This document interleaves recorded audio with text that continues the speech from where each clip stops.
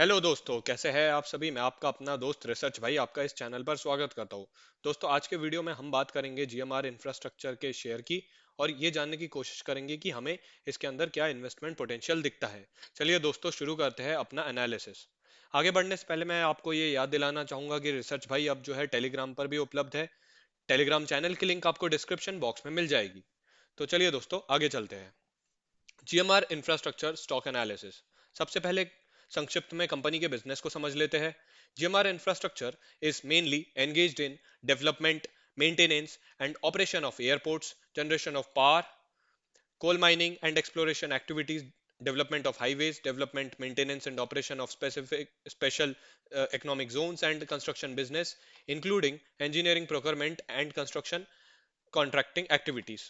तो मोटे मोटे तौर पर जीएमआर इंफ्रास्ट्रक्चर जो है एयरपोर्ट के बिजनेस में, फिर पावर जनरेशन के बिजनेस में, कोल माइनिंग में और एक्सप्लोरेशन एक्टिविटीज में, फिर हाईवेज वगैरह के डेवलपमेंट में और स्पेशल इकोनॉमिक जोन के डेवलपमेंट, मेंटेनेंस और ऑपरेशंस के बिजनेस में इन्वॉल्व है। साथ ही साथ में ये कंस्ट्रक्शन बिजनेस में भी डील करते हैं, जहां पे इंजीनियरिंग, प्रोक्योरमेंट और कंस्ट्रक्शन कॉन्ट्रैक्टिंग एक्टिविटीज परफॉर्म करते हैं। कंपनी के स्टॉक का करंट मार्केट प्राइस चल रहा है अभी ₹26.80। तो दोस्तों, यहाँ इस तरीके से हमने कंपनी के बिजनेस को जाना। अब बात करते हैं कंपनी के क्वार्टरली रिजल्ट्स की। तो यहाँ पे हमने पिछले 6 क्वार्टर्स का डेटा कंसिडर किया है। सबसे पहले बात कर लेते हैं सेल्स की। तो दोस्तों, यहाँ पे हम देख सकते हैं कि सेल्स जो है पिछले कुछ क्वार्टर से बढ़ रही थी। फिर हमने देखा कि जून के क्वार्टर में एक गिरावट दर्ज हुई।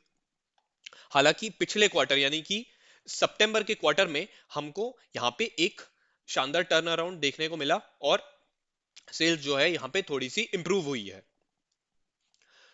साथ ही साथ में एक्सपेंसेस ने भी प्रोपोर्शनेटली ही वैसा ही सेल्स के अनुरूप बिहेव किया है। नेट प्रॉफिट की बात कर लेते हैं। तो दोस्तों, यहां पे हम देख सकते हैं कि over the past 6 quarters net profit जो है अभी नेगेटिव में है, यानी कि कंपनी जो है अभी भी लॉस में है। तो दोस्तों, इसके पीछे की एक बहुत बड़ी वजह है कि कंपनी के ऊपर अभी काफी डेट भी है और कंपनी का बिजनेस उस हिसाब से परफॉर्म नहीं कर पा रहा था जिस हिसाब से कंपनी का मैनेजमेंट और कंपनी के शेयर होल्डर्स एक्सपेक्ट कर रहे थे। हालांकि हम यहाँ पे देख सकते हैं कि पिछले कुछ क्वार्टर्स में यहाँ पे इनके लॉस में जो है एक गिरावट देखने को मिली है, यानी कि कंपनी धीरे धीरे जो है प्रॉफिटेबिलिटी के ट्रैक की तरफ आगे बढ़ रही है। तो यहाँ पे हम देख सकते हैं कि जहां पे नेट प्रॉफिट यानी कि जो लॉस था वो लगातार मार्च के क्वार्टर तक के बढ़ रहा था, वो वहीं से ही जो है अब गिरते हुए एक डाउनवर्ड ट्रेंड में हमको देखने को मिल रहा है। और इस क्वार्टर में भी कंपनी ने अपने लॉस को और रिड्यूस किया है, जो कि एक बहुत अच्छी बात है और ये एक बहुत ही पॉजिटिव साइन है कि कंपनी के एक टर्न अराउंड एस्पेक्ट्स और टर्न अराउंड पोटेंशियल को जो दर्शाता है। चलिए दोस्तों, जो हमने अब कंपनी के क्वार्टरली रिजल्ट्स को समझ लिया, अब कंपनी के पी एंड एल स्टेटमेंट की बात कर लेते हैं। तो यहाँ पे हमने पिछले 6 साल का डेटा कंसिडर किया है। पी एंड एल स्टेटमेंट हमको कंपनी के परफॉर्मेंस को एनुअली एनालाइज करने में मदद करती है। सबसे पहले सेल्स की बात कर लेते हैं। तो दोस्तों, यहाँ पे हम देख सकते हैं कि पिछले कुछ सालों से यहाँ पे सेल्स में एक गिरावट देखने को मिली। हालांकि इस साल जो है हमको सेल्स में एक बढ़ोतरी देखने को मिली है। पिछले साल के मुकाबले इस साल यहाँ पे एक शानदार टर्न अराउंड दिखाया है कंपनी ने और अपनी सेल्स को बढ़ाया है। साथ में ही हम नेट प्रॉफिट पर भी नजर डाल लेते हैं दोस्तों। तो नेट प्रॉफिट जो है हमको अभी भी जो है कंपनी जो है लॉस में दिख रही है। हालांकि पिछले साल के मुकाबले इस साल में कंपनी ने अपने लॉस को रिड्यूस किया है। तो हमने देखा कि क्वार्टरली रिजल्ट्स में भी कंपनी ने जो है अपने लॉसेस को रिड्यूस किया है और एनुअली भी कंपनी ने अपने जो है अपने लॉसेस को रिड्यूस किया है। तो इस तरीके से ये चीज बताती है कि कंपनी जो है अगर अपने अच्छे प्रॉपर प्लानिंग और एग्जीक्यूशन के साथ में अगर मैनेजमेंट सही स्ट्रेटेजिक डिसीजंस लेते रहे और आगे बढ़ते रहे, तो कंपनी ने जो है बहुत ही जल्द जो है एक शानदार टर्न अराउंड दिखा करके प्रॉफिटेबल हो सकती है और यहाँ से बहुत ही अच्छे तरीके से ग्रो कर सकती है। तो चलिए दोस्तों, अब कंपनी के बैलेंस शीट की एक बार बात कर लेते हैं। तो सिमिलरली जैसा हमने प्रॉफिट एंड लॉस स्टेटमेंट में पिछले 6 साल का डेटा कंसिडर किया था, तो यहाँ पे भी हमने बैलेंस शीट में भी पिछले 6 साल का डेटा कंसिडर किया है। इक्विटी शेयर कैपिटल की बात कर लेते हैं। तो equity share capital is almost constant जो है अभी अराउंड 603 करोड़ के आसपास है, which is a good sign. Reserves की बात कर लेते हैं दोस्तों। तो रिजर्व्स जो है पिछले कुछ सालों में हमें यहाँ पे गिरावट देखने को मिली है, और हमें यहाँ पे देख सकते हैं कि कंपनी के रिजर्व्स नेगेटिव में चले गए हैं। हालांकि ये कोई बहुत अच्छा साइन नहीं है, लेकिन हम आशा करते हैं कि कंपनी जो है यहाँ से अपने रिजर्व्स को जो है, इनका जो नेगेटिव है ये यहाँ से पॉजिटिव में आएंगे इनके रिजर्व्स, और कंपनी जो है प्रॉफिटेबल बनती हमको नजर आएगी। बोरोइंग्स की बात कर लेते हैं दोस्तों। बोरोइंग्स जो है काफी ज्यादा है, काफी ज्यादा डेट है, और पिछले साल के मुकाबले इस साल में भी कंपनी ने जो है अपने डेट को थोड़ा बढ़ा लिया है। तो हम उम्मीद करते हैं कि जो भी कंपनी के अभी जो भी अच्छे से प्रॉपरली जो उनके प्रोजेक्ट्स जहाँ पे फंक्शन नहीं कर रहे हैं, या जो भी अच्छे से प्रॉफिटेबल नहीं है, कंपनी वहां से डाइवेस्टमेंट करेगी। कंपनी वहां से जो है अ, वहां उन एसेट्स को बेच देगी, और वहां से कुछ अच्छा पैसा निकाल करके इन बोरोइंग्स को जो है यहाँ से रिड्यूस करेगी। कंपनी के इन्वेस्टमेंट की बात कर लेते हैं। तो कंपनी का इन्वेस्टमेंट जो है सही, अभी ठीक ठाक हमको नजर आता है। तो ओवर द इयर्स कंपनी ने जो है लगातार इन्वेस्टमेंट की है। तो हमें को यहाँ से जो है बैलेंस शीट जो है वीक टू एवरेज नजर आती है। तो कोई अभी, लेकिन हम उम्मीद करते हैं कि आने वाले क्वार्टर्स और आने वाले ईयर्स में जिस तरीके से कंपनी जो है परफॉर्म करेगी, तो हमको यहाँ पे भी बैलेंस शीट थोड़ी सुधरती हुई नजर आएगी। चलिए दोस्तों, जो हमने कंपनी को अब फंडामेंटली एनालाइज कर लिया है, कंपनी के क्वार्टरली रिजल्ट, कंपनी की P and L statement, company की बैलेंस शीट को समझ लिया है, अब एक बार कंपनी के चार्ट पर नजर डाल लेते हैं। तो यहाँ पे हमने कंपनी के स्टॉक का पिछले एक साल का चार्ट कंसिडर किया है। दोस्तों यहाँ पे हम देख सकते हैं कि स्टॉक के प्राइस में एक डाउनफॉल हमको देखने को मिला था, जहां पे कभी स्टॉक जो था अराउंड 25 रुपये तक के फरवरी के महीने में ट्रेड कर रहा था, वो पैंडेमिक आया, लॉकडाउन लगा, और स्टॉक धड़ाम से गिर करके लगभग 15 से 16 रुपये तक के नीचे आ गया था। लेकिन दोस्तों हमने देखा है कि पिछले कुछ महीनों में जैसा कि कंपनी ने एक शानदार टर्न अराउंड दिखाया है, उसी तरीके से एक बहुत ही पॉजिटिव सेंटीमेंट्स इन्वेस्टर्स के बीच में क्रिएट हुआ है। कंपनी का स्टॉक एक लगातार अप ट्रेंड में बना हुआ है। बीच में कंपनी में थोड़ा सा कंपनी के स्टॉक में एक कंसोलिडेशन भी देखने को मिला है हमें काफी हद तक के, लेकिन जो है एक लगातार अप ट्रेंड की ओर ही ये चलता रहा है। हम उम्मीद करते हैं कि कंपनी जो है जिस तरीके से शानदार टर्न अराउंड दिखा रही है, और इसके प्रॉफिटेबल होने के भी काफी ब्राइट चांसेस नजर आते हैं, मतलब इनके अंदर काफी अच्छा ग्रोथ पोटेंशियल नजर आता है, तो कंपनी के अंदर यहाँ से भी इसके स्टॉक में हमको एक अपसाइड पोटेंशियल दिखता है। हालांकि हमें यहाँ पे एक एक डाउनसाइड पोटेंशियल और एक डाउनसाइड रिस्क को भी फैक्टर इन करके चलना चाहिए। तो यहाँ पे हमको एक 25 रुपीज के अराउंड एक स्ट्रॉन्ग सपोर्ट लेवल नजर आता है। चलिए दोस्तों, जो हमने कंपनी को फंडामेंटली और टेक्निकली दोनों रूप से एनालाइज कर लिया है, अब वीडियो के सबसे इंपॉर्टेंट पार्ट पर आते हैं, यानी कि ओवरटेक, यानी कि शुड यू इन्वेस्ट। तो दोस्तों सबसे पहले समझते हैं, GMR infrastructure is a mid cap stock with the market cap of ₹16,000 crore. तो दोस्तों जीएमआर इंफ्रास्ट्रक्चर का जो स्टॉक है ये एक मिड कैप कंपनी है, और इसका मार्केट कैप अभी चल रहा है 16,000 करोड़ रुपए। Although the company has seen very difficult phase over the past some years, but in recent times a major turnaround is witnessed in terms of both sales and net profit। तो दोस्तों हमने जब quarterly results की बात कर रहे थे, और हम जब पी एंड एल स्टेटमेंट की बात कर रहे थे, तो हमने देखा था कि कंपनी ने जो है पिछले कुछ क्वार्टर में और पिछले एक आध साल में जो है एक शानदार टर्न अराउंड जो है दिखाया है, दोनों ही सेल्स और नेट प्रॉफिट के टर्म्स में। तो हम उम्मीद करते हैं कि कंपनी का जो मैनेजमेंट है वो सही दिशा में सही कदम लेंगे, और अपने सेल्स को भी बढ़ाएंगे और अपने मुनाफे को भी बढ़ाएंगे। साथ ही साथ में जो कंपनी अभी लॉस में है, वो धीरे धीरे अपने लॉसेस को और रिड्यूस करती जाएगी, और हमें बहुत ही जल्दी हमको ये कंपनी प्रॉफिटेबल भी बनती नजर आएगी। दोस्तों एक बहुत ही अहम पॉइंट है जिस पर हमको गौर करना चाहिए। कंपनी के अंदर बहुत ही famous investor mister Rakesh Jhunjhunwala का एक अच्छा खासा स्टेक है, 1.41% का स्टेक।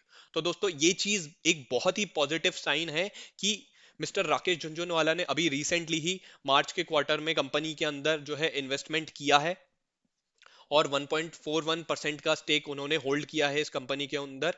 तो दोस्तों ये चीज ये बताती है कि इतने बड़े इन्वेस्टर ने जब इसके अंदर इन्वेस्टमेंट किया है तो काफी सोच समझ करके और काफी रिसर्च करने के बाद में इन्वेस्ट किया है, क्योंकि उनको ये कंपनी जो है अभी जो है डिस्ट्रेस्ड कंपनी नजर आती है। तो उन्होंने अभी सस्ते दाम पर यहाँ पे इन्वेस्टमेंट किया है और उन्होंने ये सोचा होगा कि इस कंपनी के अंदर काफी अच्छा फ्यूचर ग्रोथ पोटेंशियल है। अगर मैनेजमेंट सही दिशा में सही तरीके से कदम लेंगे, प्रॉपरली स्ट्रैटेजी को एग्जीक्यूट करेंगे, तो आने वाले टाइम्स में ये शेयर अपने सही वैल्यूएशन तक के पहुंचेगा और काफी शानदार जो है रिटर्न्स भी देगा अपने इन्वेस्टर्स और स्टेक होल्डर्स को।